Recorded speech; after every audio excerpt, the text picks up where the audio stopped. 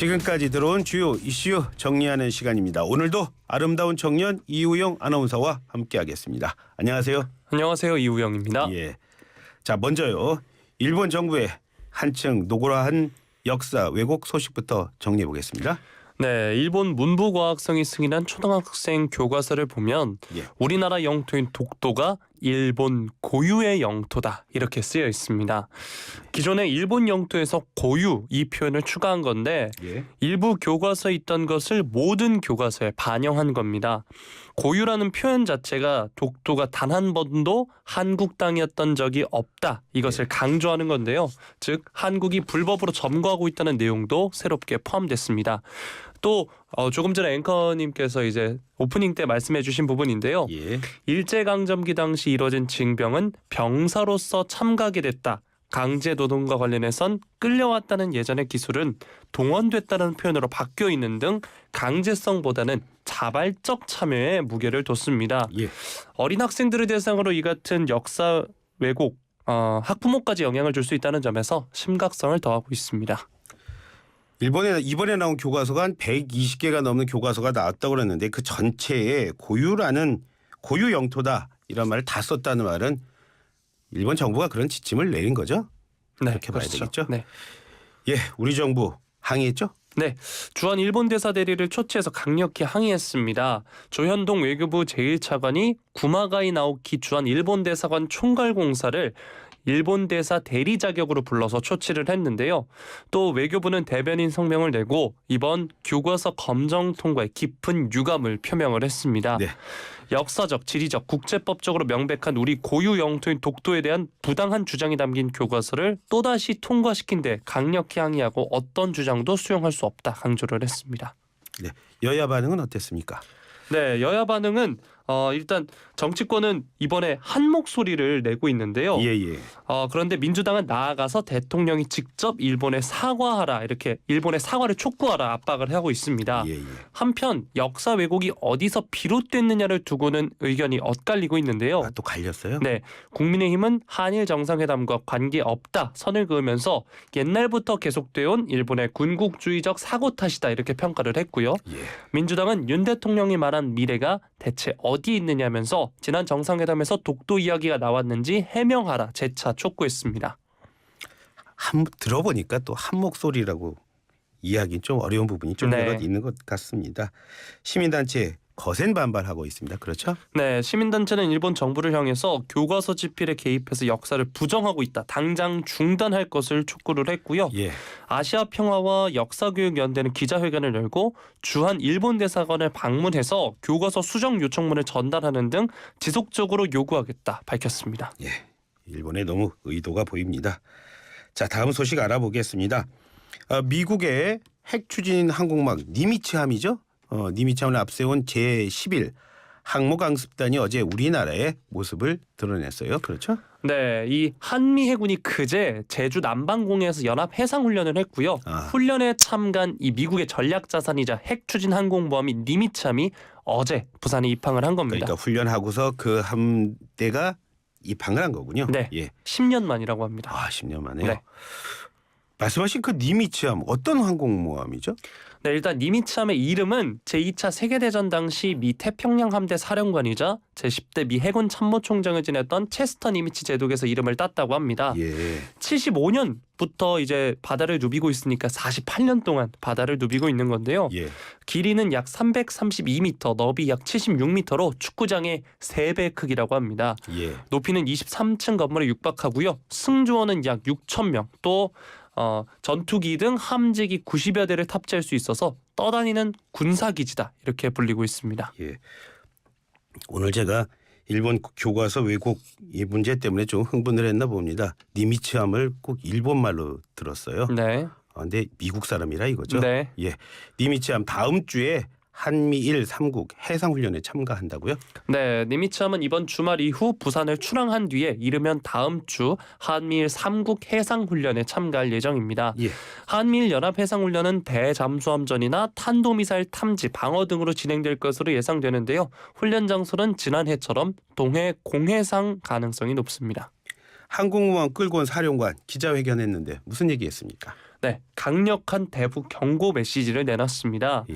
북한이 다양한 무기 체계를 갖고 있으나 우리도 역시 다양한 수단을 갖고 있다. 언제 어디서라도 북한의 위협에 압도적인 반격을 할 수 있다. 이렇게 경고를 했습니다. 어제도 뭐 매체를 통해서 강하게 남측을 향해서 도발을 해오니까 또 거기에 대한 미국의 반응이다 이렇게 볼 수도 있겠네요. 네. 다음 소식 알아보겠습니다. 정부가 저출산 문제에 대해서 큰 그림을 발표를 했어요. 네, 대통령직 속 저출산 고령사회 위원회가 어제 오후 청와대 영빈관에서 윤석열 대통령 주재로 1차 회의를 개최했습니다. 예. 저출산 고령사회 정책 추진 방향을 발표했는데요. 이번 회의가 7년 만에 위원장인 대통령이 직접 주재한 회의라고 합니다. 정부가 세계 최저 수준의 저출산 위기에서 탈출하기 위해 일과 육아 병행을 돕고 현금성 지원을 확대해서 양육 부담 줄이겠다는 대책을 내놨습니다. 예, 보통은 뭐 대통령 직속 위원회들이 부위원장, 실제로 부위원장을 중심으로 하는데 어제는 대통령 직접 보시기에 뭐 대책 가운데 눈에 띄는 것들이 있었습니까? 네, 육아기 근로시간 단축제를 이용할 수 있는 자녀의 연령 상한을 예. 초등학교 2학년이 만 8세에서 6학년이 만 12세로 높인다고 하는데요. 예. 제 첫째 조카가 이제 만 8살이라서 아무래도 가장 눈에 갔던 것 같습니다. 이호영 아나운서 아직 결혼은 안 했습니다. 네. 예. 그리고 부모 1인당 최대 24개월에서 36개월로 늘고요. 예. 통상 임금 100% 지원 시간도 1시간에서 2시간 늘리기로 했습니다. 예. 또 제가 비교적 관심 가는 분야는 이거라고 할 수 있겠죠. 예. 청년 신혼부부에게는 분양주택, 임대주택 공급을 늘린다고 하고요. 예. 자녀 수에 따라서 주거 면적을 달리하는 방안을 추진하고 2027년까지 총 43만 호를 공급한다고 합니다. 예. 지금 뭐 열심히 소개해 주셨지만은 잘했었는데 우리 대표팀 아쉽지만 패했습니다. 그렇죠? 네, 위르겐 클린스만 감독이 이끄는 축구 대표팀 어제 우루과이와의 경기에서 1대2로 아쉽게 패배했습니다. 예. 클린스만 후 출범 후 두 번째 경기인데요. 첫 승의 기쁨은 다음 기회로 미루게 됐습니다. 예. 전반 10분 만에 이제 코너킥 상황에서 헤더골로 실점을 했고요. 전반 이제 후반 6분에 황인범 선수가 동점골을 뽑아냈지만 후반 18분에 베시노에게 추가골을 내주면서 2대1로 패했습니다. 예. 어제 저희가 몇 대 몇 예상을 했었는데 다 네. 틀린 거네요. 네. 그런데 오영규 선수인가요? 골을 넣었지만 그게 또 취소된 장면이 너무 아깝더라고요. 네, 좀 골망을 갈랐지만 취소된 장면이 두 장면이 있었는데요. 아, 예, 예. 네, 먼저 후반 27분 김영권 선수가 헤더로 골망을 갈랐는데 처음에 옵사이드로 판정돼서 취소됐다가 비디오 판독 이후 파울로 골이 역시나 취소됐습니다. 예, 예, 예. 이후 조금 전에 말씀해주신 오현규 선수가 동갑내기 이강인 선수의 패스를 받아서 멋진 슛으로 골대를 갈랐으나 예. 비디오 판독 끝에 오프사이드로 골이 취소됐습니다. 김영건 선수 헤딩 헤더 할 때는 좀 뭐 그렇지 않냐 이렇게 봤는데 진짜 네. 오영건 선수 너무 아까웠어요. 네, 맞아요. 아유. 그런데 그 이전 바로 전 게임입니다. 콜롬비아 전에 비해서 선수들이 좀 많이 바뀐 것 같더라고요. 특히 뭐 이강인 선수는 몸 많이 가벼워 보이던데요. 네, 뭐 최전방에도 조규성 선수 대신 황희찬 선수가 나오기도 했고요. 특히 예. 이강인 선수가 나왔는데요. 예. 90분 내내 정말 엄청난 활약을 보여줬습니다. 우루과이 수비진이 이강인을 막기 위해서 두세 명씩 달려들었고요. 예. 이런 일이 사이를 돌파하는 이강인을 막기 위한 방법은 파울뿐이었습니다. 예. 단정하시네요. 파울뿐이었다라고. 네. 했죠. 자, 그런데 그리고 나서 또 말이 많았어요. 바로 김민재 선수의 인터뷰였는데 대표팀 은퇴를 암시하는 듯한 그런 말을 했어요. 네, 경기가 끝나고 공동 취재구역 인터뷰에서 이겨야 되는데 아쉽다라고 했고요. 예. 힘들어 보인다고 취재진이 얘기를 하니까 지금 멘탈적으로도 많이 무너져 있는 상태다. 당분간 이러다가 당분간이 아니라 소속팀에서만 집중할 생각이다. 이렇게 얘기를 했는데요. 예, 예. 이게 대표팀 은퇴 의사로 볼 수도 있습니다. 그래서 취재진이 멘탈적으로 힘들다는 건 이적설 때문인가라고 묻자 아니요. 그냥 축구적으로도 몸도 힘들고 예. 그렇기 때문에 대표팀보다 소속팀에 신경 쓰고 싶다 말을 했습니다. 예. 하지만 김민재 선수 그 전에 그 우루과이랑 시합하기 전에는 또 뭐 국가대표팀의 어떤 대표로서 국가에 대한 애정을 보였잖아요. 팀에 대한 애정이기도 네, 하고요. 그러니까 이제 하루 전 인터뷰에서는 목표는 부상 없이 대표팀에 와서 활약하는 거다. 대표팀에 대한 애정을 가득 드러내기도 했습니다. 그러니까요. 예. 네. 뭐 김민재 선수 소속팀에서 활약이 워낙 좋다 보니까 그런 말 나오는 것 같아요. 네, 사실 김민재 선수의 소속팀 나폴리가 지금 리그 선두를 질주하고 있는데요. 예. 김민재 선수 활약 덕분에 33년 만에 우승에 거의 가까워졌습니다. 예. 또 챔피언스리그에서도 8강에 진출해 있는데요.